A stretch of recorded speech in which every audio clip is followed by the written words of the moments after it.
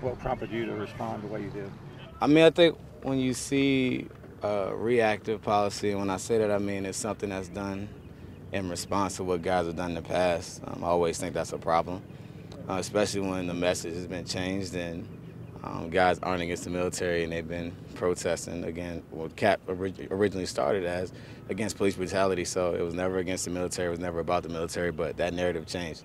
And when you do that and the NFL is trying to do right by, donating money to a lot of different causes that are helping people in, oppressed areas in our country and underprivileged areas in our country, which is a great thing. But you do that, and then you also are telling your guys to stand up when they're protesting, when honestly I thought it was about died off in a lot of different ways. And also you have the league putting this in, and it almost makes it seem like a guy like Kaepernick or Eric Reed, or the guys who started originally, like what they did was in vain, like they were villains, and that's not the case. So you're disappointed but not surprised, because at the end of the day, the league is all about money. It's a business. But to try to silence guys when they're trying to do the right thing for our country, I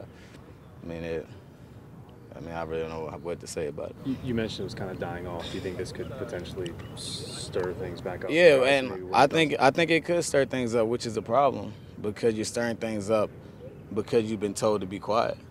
And when it could have been done together to figure out what we can do to move forward and what would be best for the players. But telling guys the whole reason guys were protesting was to draw awareness to something. And to take that away and be, hey, don't do that anymore, like you're anti-American or something, like people try to paint it as, it's very frustrating to continue to see that false narrative. But you're going to see reactive things from guys probably. I don't know, maybe not.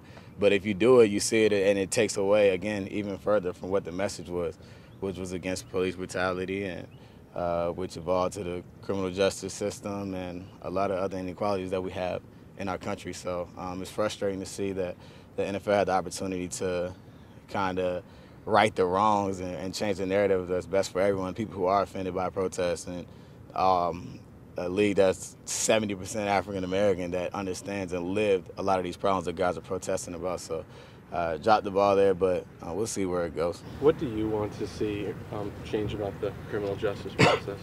I mean, I think you can look at everything from the bail system, which leaves thousands of innocent people, or I can't even say innocent, people who aren't even charged at the end of the day, leave them in jail, which leads to them losing their job because they're missing time. I know in Philadelphia specifically, you had a bunch of people who were locked up because they can't afford $100 to get out of jail, and assess their families back, and honestly continues that poverty cycle that we see in a lot of inner cities. You see there's a lot of different offenses where it's clearly black and white for the same crime, where the penalties are different, and that's a problem.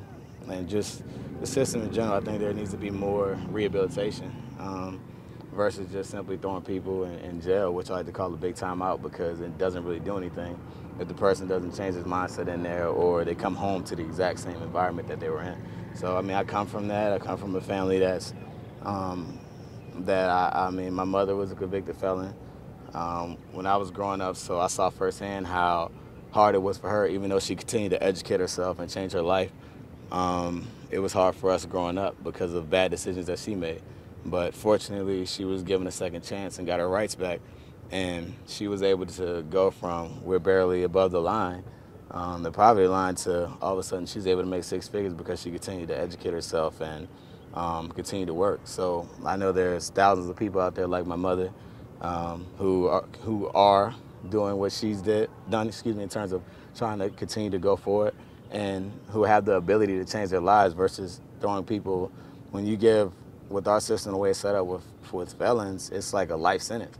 I mean, what kind of hope do you have if you're going to spend your entire life knowing that no matter what I do, I can't get a loan here, I can't live in this neighborhood because of my record, but I'm qualified to do this job or do whatever, but I can't make it over that hump financially because I can't get hired because of my record in my past. So that's one thing that hits home for me personally that I would like to see change, and some states are doing a better job, but There's so many different things, and it's not an easy fix. Torrey, is there anything you guys as players can do to try to change, reshift the narrative back to what you're talking about? I think to me, it's just continuing to focus on the work that guys have been doing and will continue to do and continue to learn. I think a lot of people look at the athletes as if they're pure activists. Like, we're just trying to do our part.